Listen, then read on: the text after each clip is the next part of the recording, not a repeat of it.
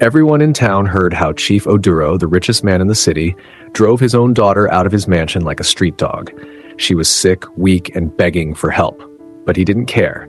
He slammed the gate in her face and said, "You are no longer my daughter." But years later, the whole world would know her name. Zara was once the apple of her father's eye. She had a soft voice, a kind smile, and a dream to sing. Her mother died giving birth to her, so her father raised her alone. People said she was lucky, born into wealth, going to the best schools, living in a mansion with golden gates. But when Zara turned 17, she started falling sick. The doctors couldn't find the problem. Some days she could barely get out of bed. Other days, she fainted on her way to class. Chief Oduro was embarrassed. His only child was becoming a liability. At first, he tried everything, flying her to London, South Africa, even India. But when the sickness refused to go, his love changed. He started calling her useless, cursed, and weak. "Why didn't you die with your mother?" he said one night. Zara cried but stayed quiet. She thought he was angry. She didn't know that he meant it. One rainy night, after Zara collapsed in the hallway, Chief Oduro did the unthinkable. He called the driver and shouted, "Take this disgrace far from here. I don't want to see her again." The driver was shocked. "But sir, she's your. Go," he roared. Soaked in rain, half unconscious, with nothing but a plastic bag of clothes and a few tablets in her hand, Zara was dumped outside a public hospital. She cried and cried until her voice broke. But nobody came for her. She slept on the hospital bench for 2 nights. No bed, no food. She begged the nurses, but they said, "You have no ID, no money, we can't help." On the 3rd night, she disappeared. Everyone thought she died.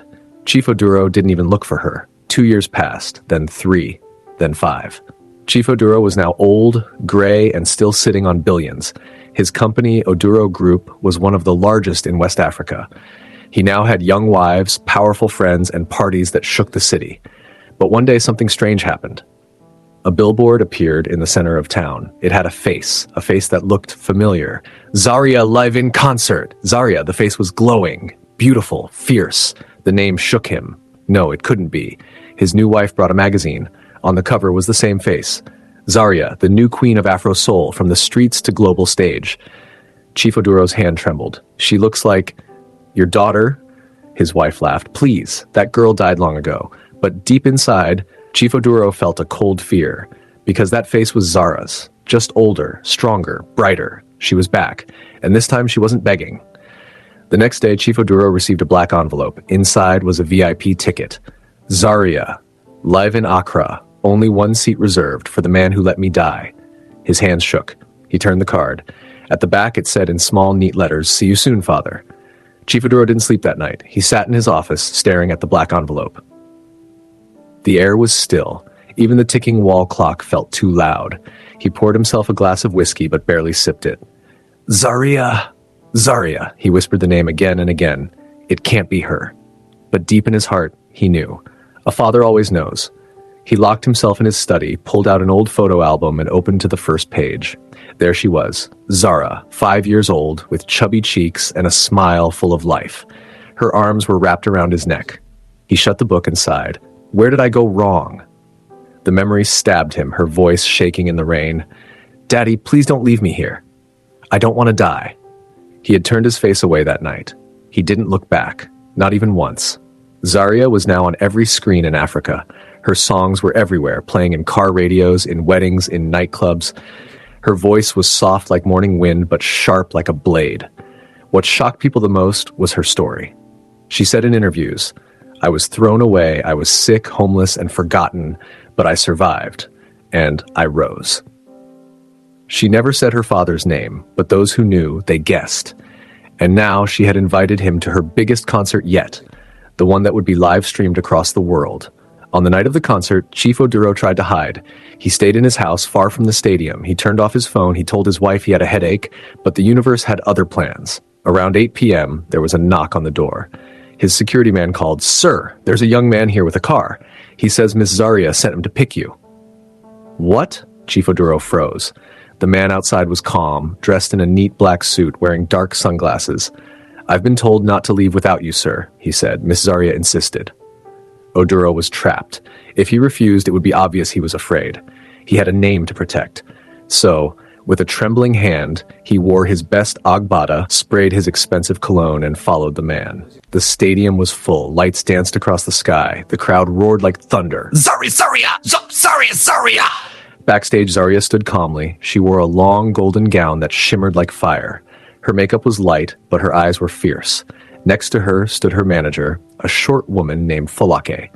"Are you ready?" Falake asked. Zarya nodded. "Yes, he's here?" "He just arrived. He's sitting alone in the VIP box." "Exactly where you wanted." Zarya took a deep breath. Her heart pounded, not with fear, but purpose. "I'm not the girl he threw away anymore," she said. "Tonight, the world will see everything." When the curtain opened, the whole stadium went silent. Zarya stepped out slowly, holding the microphone like it was a sword. Her voice floated through the air. "They said I would die. They threw me out to rot. But here I am. I rose."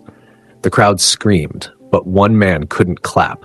Chief Oduro sat frozen, his eyes filled with tears. That was her voice. That was his daughter. Then the giant screen behind her lit up. Images began to appear, photos from the streets of a younger Zarya sleeping under bridges, selling pure water, singing on corners for coins. The audience gasped. They had no idea. Zarya kept singing, her voice rising like fire. "Pain built me. Hunger trained me. The streets raised me. But one man broke me." Chief Oduro's chest tightened. He felt the entire stadium slowly turn their eyes toward the VIP box. Could it be? Was it him? Then Zarya looked straight into the camera. Her voice became quiet. "If that man is watching tonight, I want you to know something." She paused. Chief Oduro held his breath. "I forgive you." The whole crowd went silent. Then she added, with a cold smile, "But forgiveness is not the end. No, it is only the beginning." The lights shut off. The crowd screamed. A storm of applause followed, but in the VIP box, Chief Oduro didn't move because deep down, he knew she hadn't come to heal wounds. She had come to make him feel them. Chief Oduro sat frozen long after the lights went out. People around him clapped, whistled, cheered, and waved light sticks like it was a festival, but none of it touched him. The moment Zarya said, "I forgive you," his entire world crumbled. He wasn't sure how he made it out of the stadium. He didn't even remember walking to the car. The only thing he remembered clearly was her voice. That voice. Zara. No. Zarya. It was her. And she was not dead. She was alive, stronger than ever, and she had the whole world in her hands. For the next few days, Chief Oduro refused to come out of his mansion. His wives asked him what was wrong. His business partners called. Reporters waited at the gate, but he ignored them all. He stayed in his study alone. The headlines were everywhere.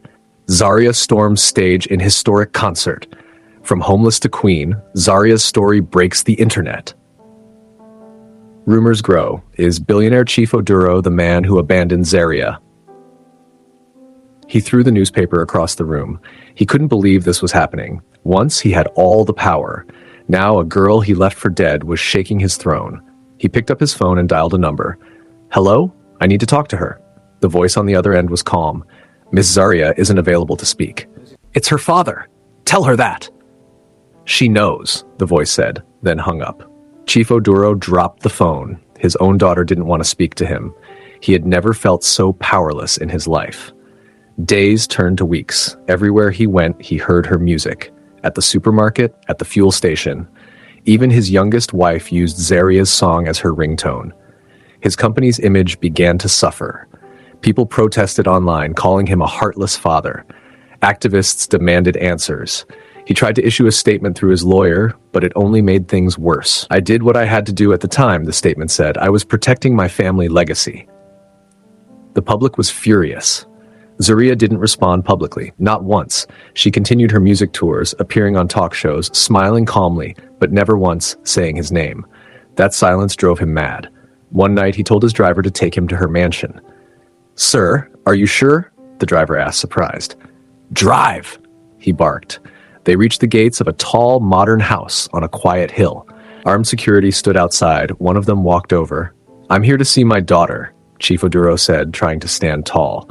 The guard looked him over, recognized him, and said politely, "She said you can wait." "Wait? For how long?"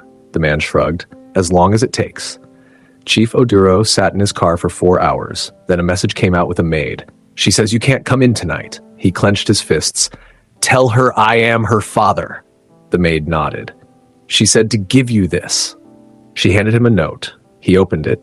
You were my father when I was useful. Now I'm just returning the lesson. He swallowed hard. The gate shut again. As the car drove away, his pride broke into pieces. But something else began to grow in his chest. Fear. Because the girl he once saw as weak had become something he could no longer control. And she hadn't even begun her revenge. The next morning, the whole country woke up to a storm. Not rain, not thunder, but news. Zarya had just signed a deal with a major global tech company. Not only was she going to be the face of their new music app in Africa, she was also announced as the new executive partner, with shares worth millions. Reporters went mad. Bloggers couldn't type fast enough. Social media exploded with hashtags, Zborn the Queen, remorph from abandoned to billionaire. The press rushed to Chief Oduro's company for a reaction, but his office remained silent. He couldn't even leave his house anymore without being shouted at or filmed. One day, a small group of protesters came outside his gate. They weren't violent, but they held signs. A true father never abandons his child. Zarya survived, but how many don't? You taught us what not to be. Inside the mansion, Chief Oduro stared at the TV in silence. His once iron reputation was bleeding, and yet Zarya still hadn't spoken his name. That scared him more than anything, because it meant she had more planned. One night, his oldest son, Kwame, came home from abroad. Papa, we need to talk, he said. He was tall, serious, and looked like the younger version of Oduro. Talk, the old man said. Kwame sat across from him and dropped a file on the table. It was a report from one of the top law firms in Lagos.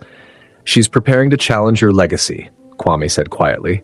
Chief Oduro looked confused. What are you saying? She's going after the company's shares, the foundation, the Oduro name.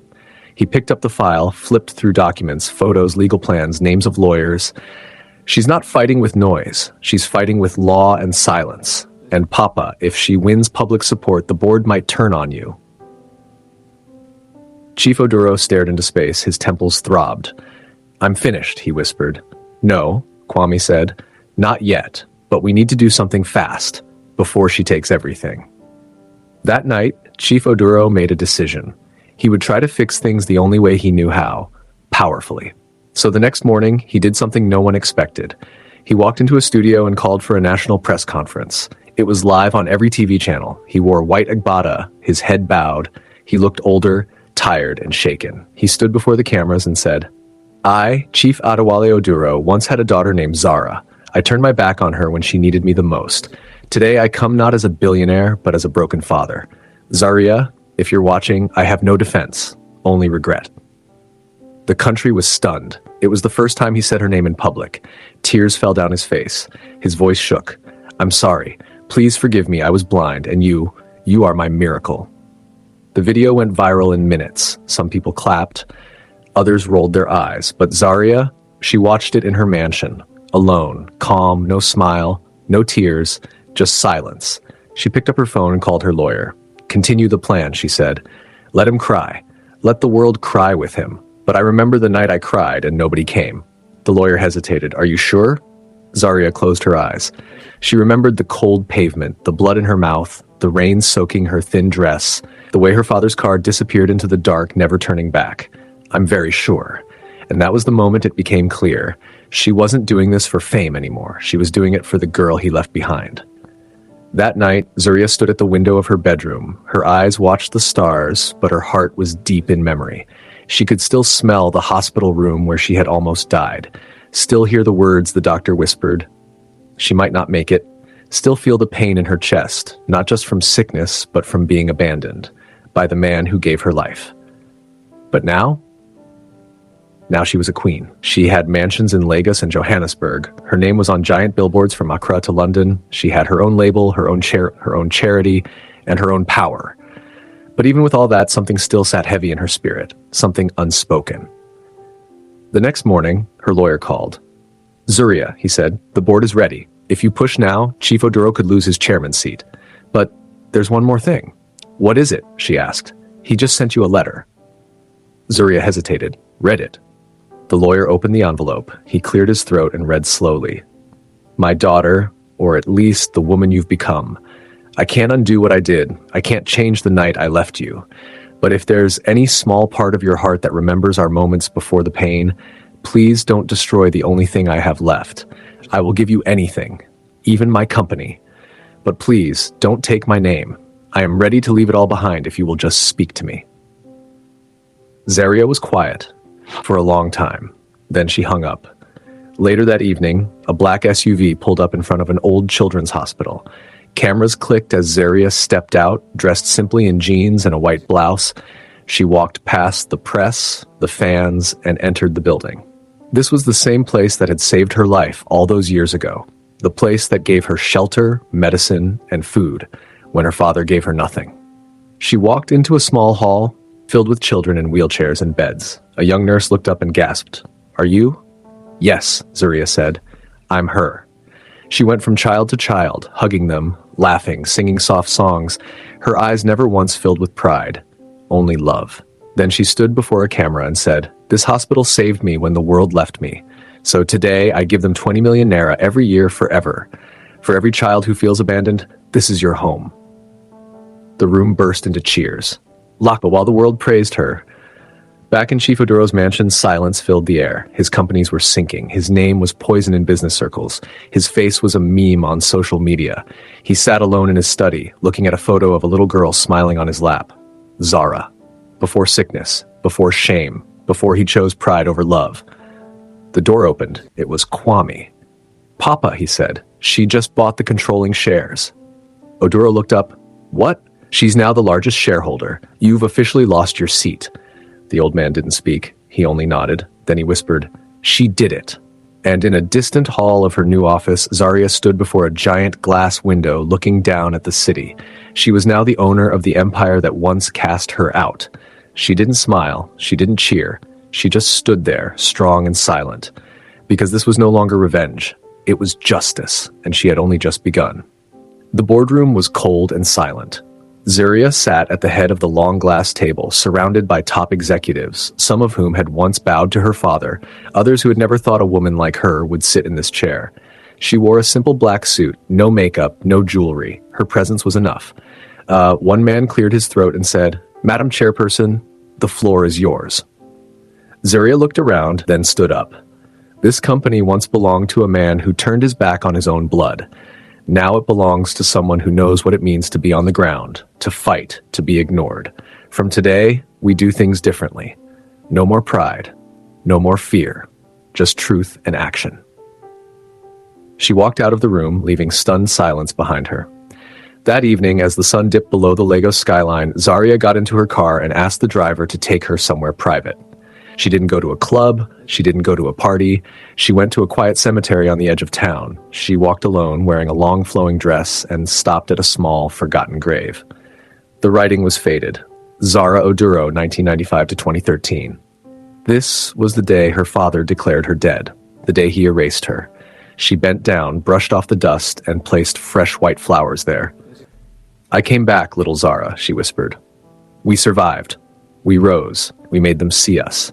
Tears fell, not from pain, but peace, because the girl who was left to die was no longer a shadow. She was a woman, a leader, a symbol. Suddenly she heard footsteps. She turned. It was Chief Oduro, alone. No guards, no pride, no power, just a tired old man with a bent back and sunken eyes. For a moment they stared at each other in silence. Then he said in a low voice, "I don't expect anything. I just wanted to see you, as you are, the daughter I should have protected." Zaria nodded slowly. "And I wanted you to see me, as I am, the woman you never believed in." He stepped closer. "Zaria, can you ever forgive me?" She looked at him. This man had broken her, left her for dead. But he had also given her life, whether he deserved credit or not. "I forgave you a long time ago," she said softly. "But I'll never forget, and I'll never go back." He bowed his head. She walked past him, her heels tapping gently on the stone path, and just before she reached her car, she turned and said, "You can keep your name. I don't need it anymore. The world knows mine now."